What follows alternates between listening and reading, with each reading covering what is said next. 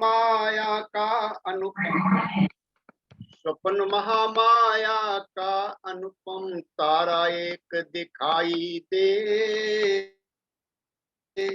स्फटिक जैसा श्वेत रंग गज तारा संग लखाई दे। अद्भुत हाथी पड़े दिखाई, जिसके 6 दांत हैं। आभा तारे की भी अनुपम, 6 रश्मियां साथ हैं। शत्रु महाराजा पास में आए, रानी को रहे निहार है। हाथ जोड़ की प्रदक्षिणा आपस में रहे बतलाए।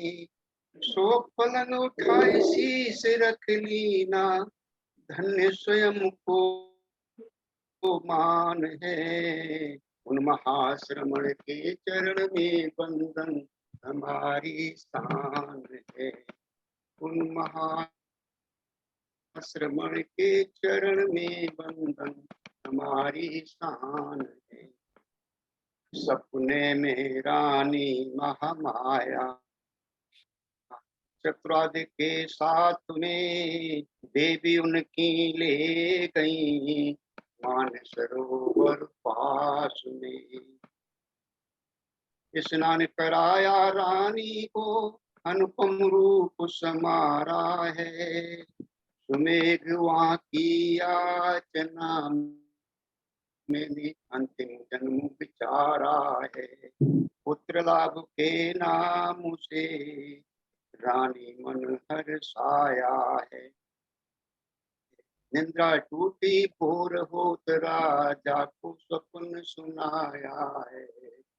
निंद्रा टूटी भोर होत राजा को स्वप्न सुनाया है।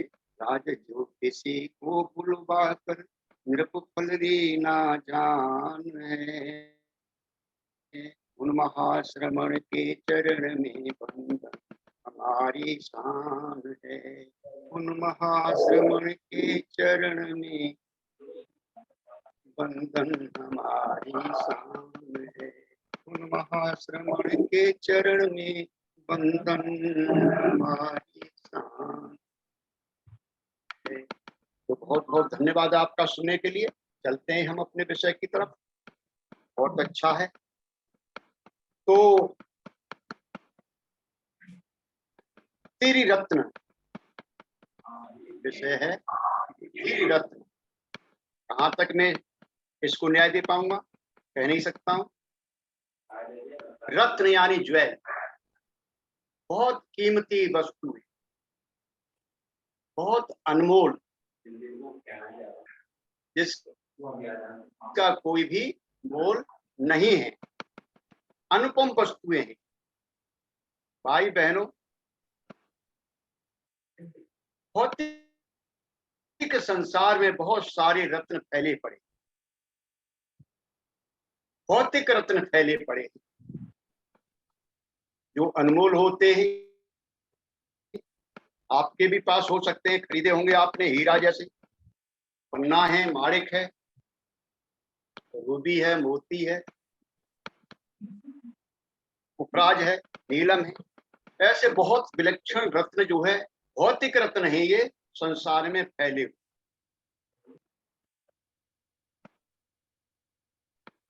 लेकिन ये रत्न होते हैं, ये भौतिक सभी रत्न जो है महत्व के हैं, कीमती है।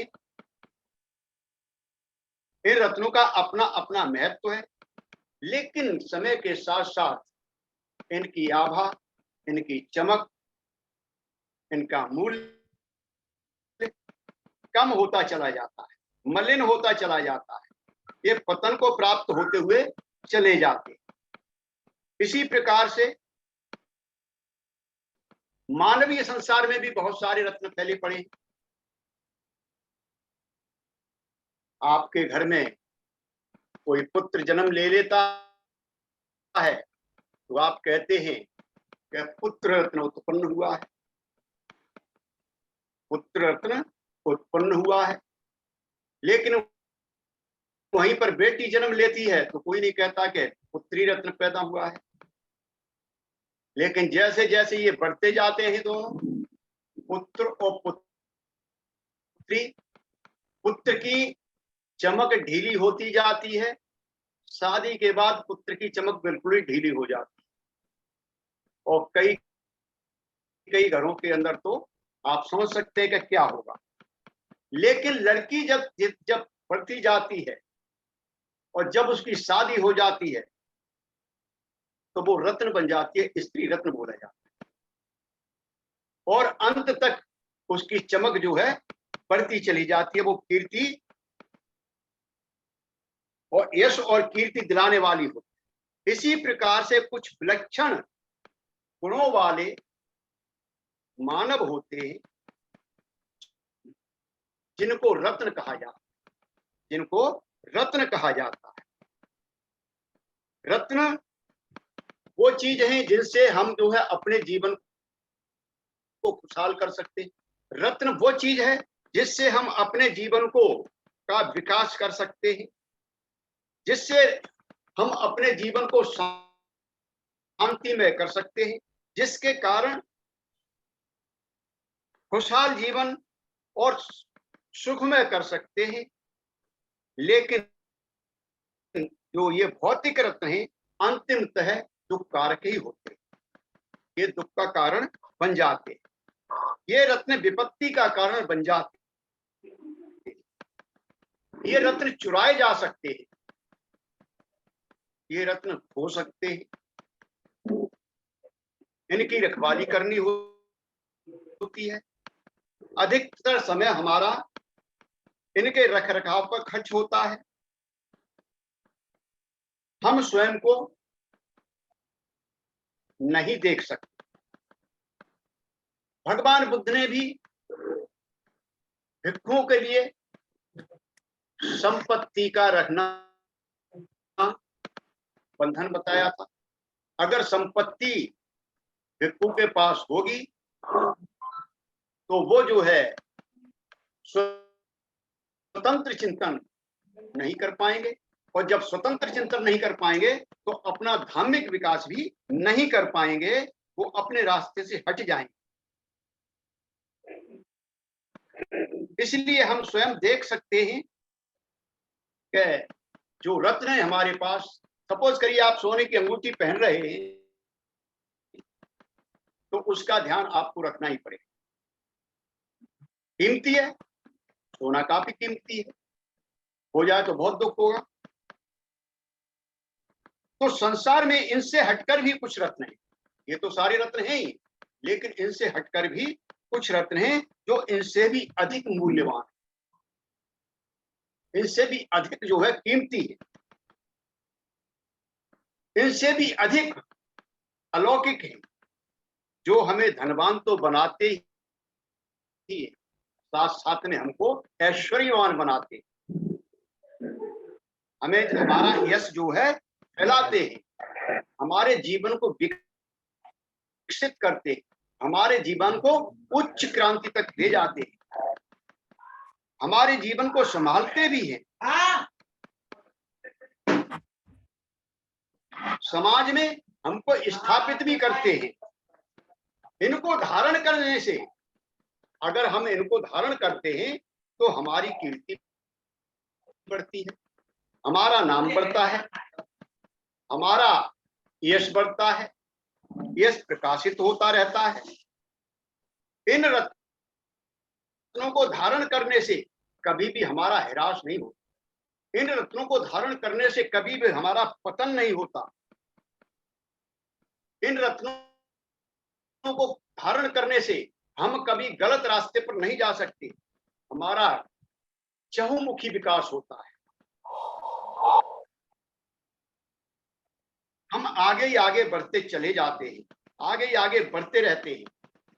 ये रत्न इस प्रकृति के अद्भुत देन है,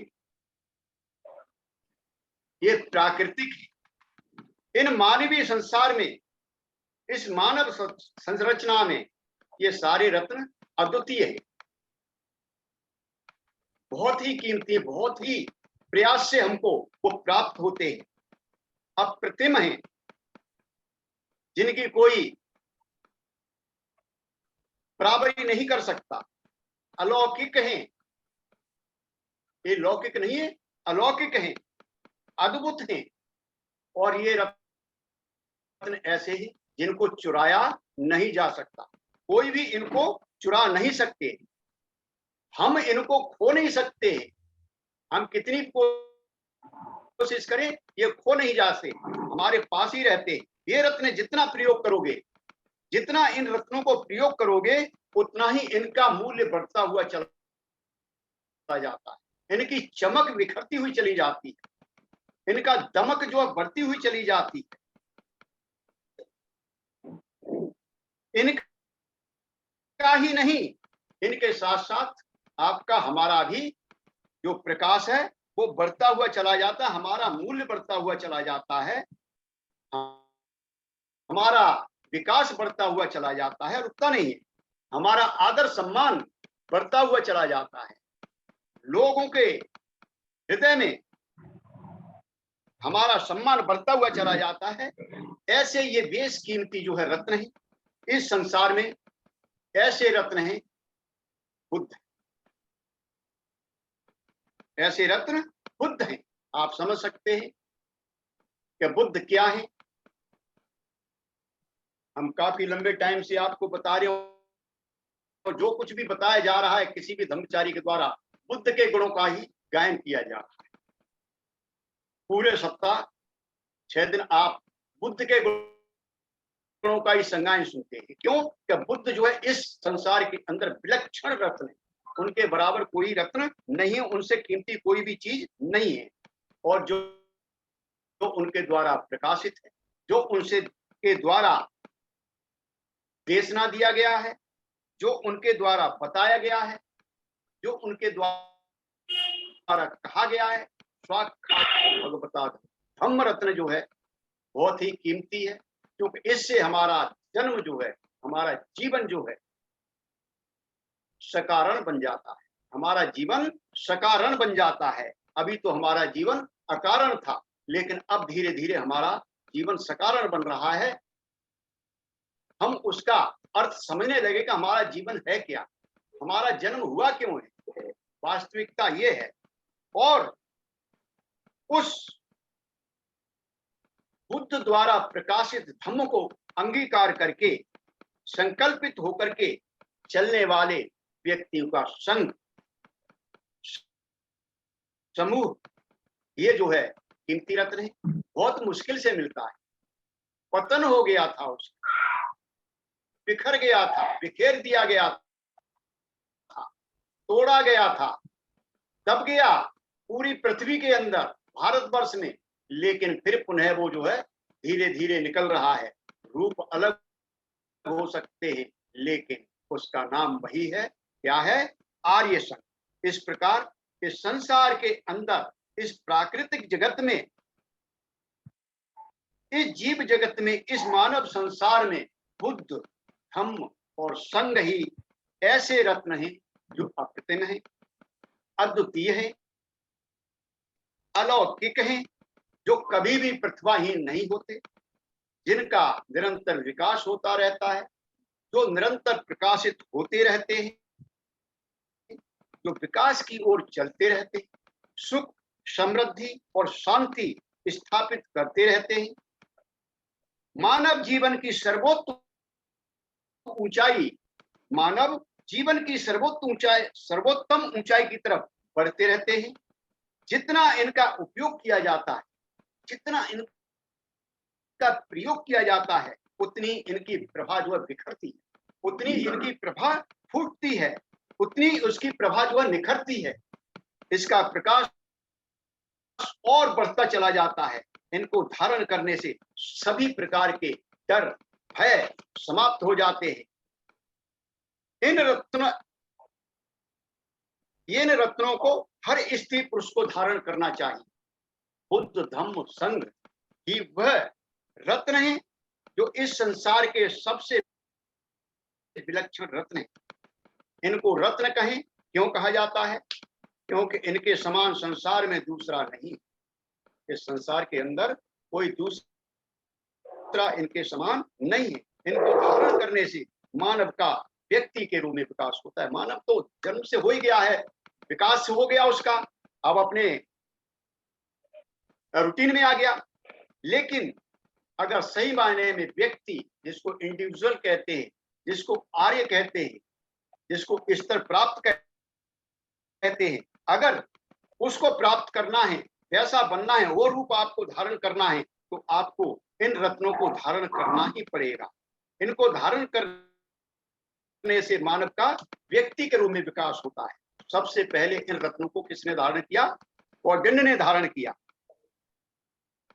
और अरहत बन गए, स्तर प्राप्त बन गए, वापस नहीं। उसके बाद उन चारों ने धारण किया, चाहे वक्त हो, भद्य हो, अनिरुद्ध हो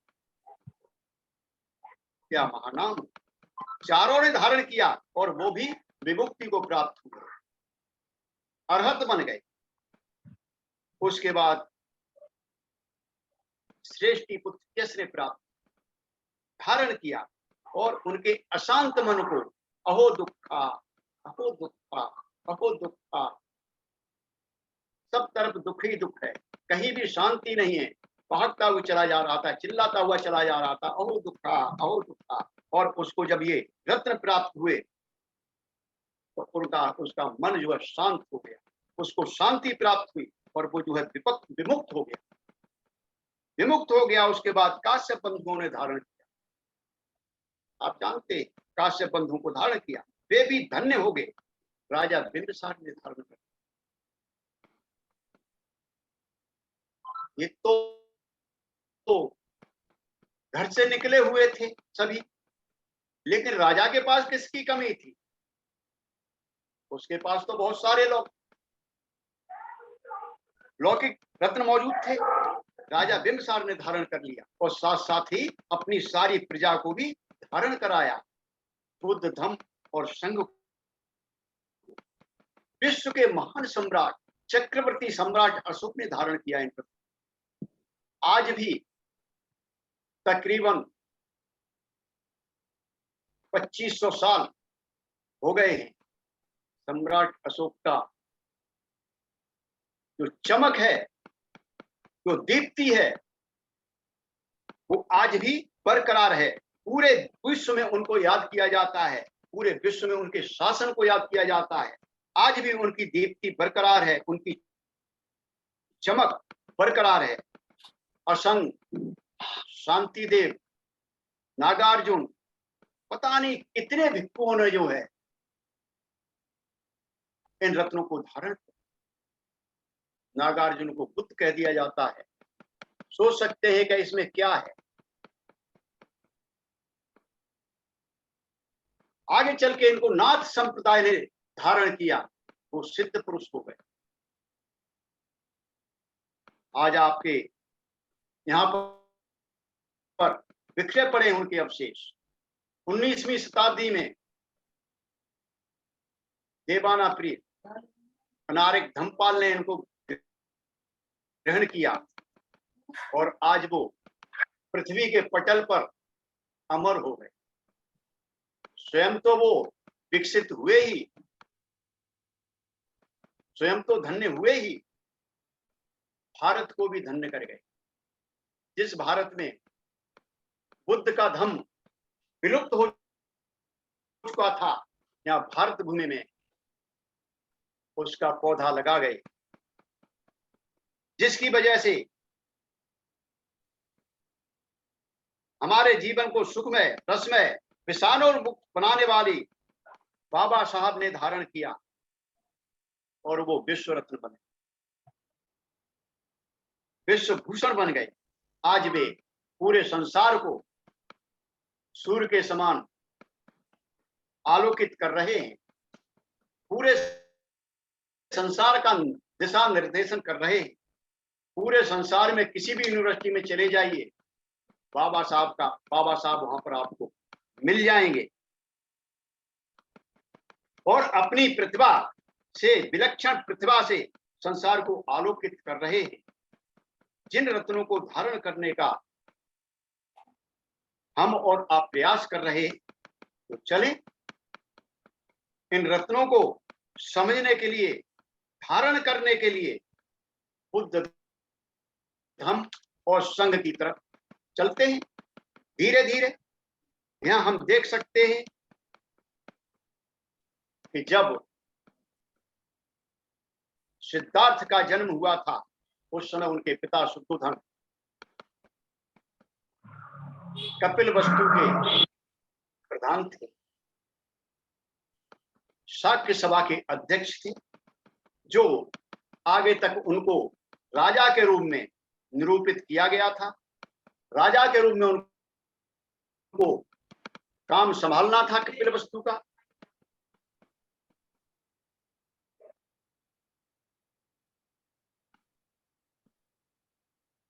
अतः सिद्धार्थ को राज परिवार का सदस्य होने के कारण उस समय की सिद्धार्थ को सर्वोच्च शिक्षा पाई थी। लेकिन यहां ये स्पष्ट नहीं है कि उस समय जो शिक्षा थी लिखने पढ़ने की थी या नहीं थी, लेकिन आश्रम थे उस समय। आश्रमों में शारीरिक शिक्षा, खेलकूद, युद्ध कला कौशल और जो उस समय का सब सर्वश्रेष्ठ प्रशिक्षण था वो जो है सिद्धार्थ गौतम को मिला था। हम कल्पना कर सकते हैं कि सिद्धार्थ गौतम ने पुस्तकों को,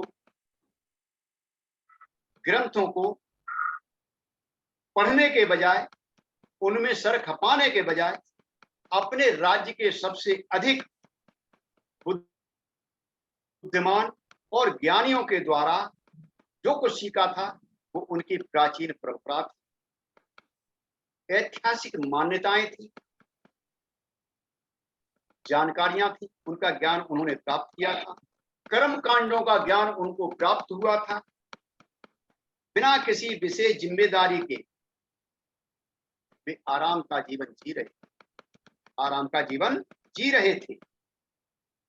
16 वर्ष की उम्र में उनका विवाह कर दिया गया। आप सभी जानते हैं उनकी जीवनी से।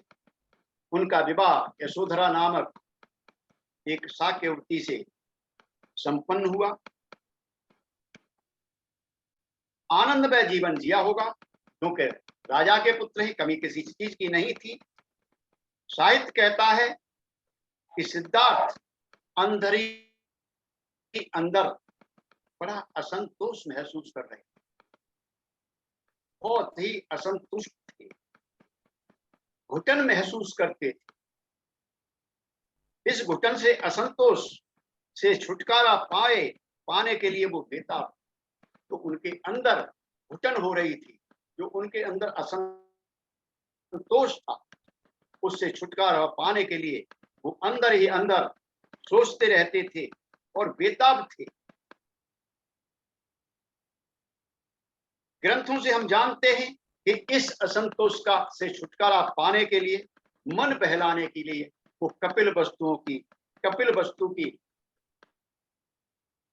गलियों में भ्रमण के लिए निकलते हैं। वहां उनको अस्तित्व की कड़ी सच्चाई से रूबरू होना पड़ता है। बहुत ही जो कड़ी सच्चाई है उससे रूबरू होना पड़ता है, और वो सच्चाई है जो 4 घटनाएं हैं, आपको बताई थी एक बार मैंने, और आप सभी जानते हैं कि बूढ़ा मिलना, बीमार मिलना,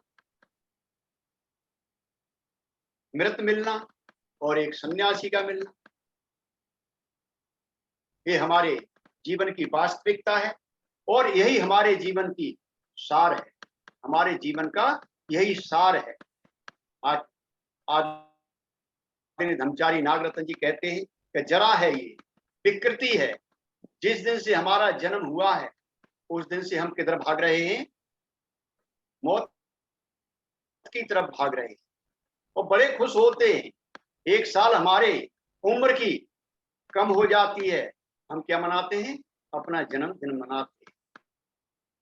किस खुशी में? कि 1 साल हम बढ़ गए, लेकिन ये पता नहीं है कि हमारे जीवन की 1 साल और कम हो गई, जीवन 1 साल और कम हो गया। तो इस प्रकार से वो जो है काफी असंतुष्ट थे सिद्धार्थ गौतम।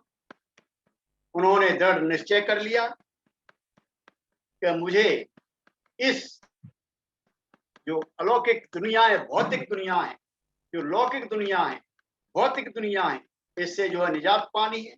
मुझे मेरे मन का जो असंतोष है, जो दुख है, उससे मुझे छुटकारा पाना है, और इससे छुटकारा पाने के लिए गृह त्याग मेरा जरूरी।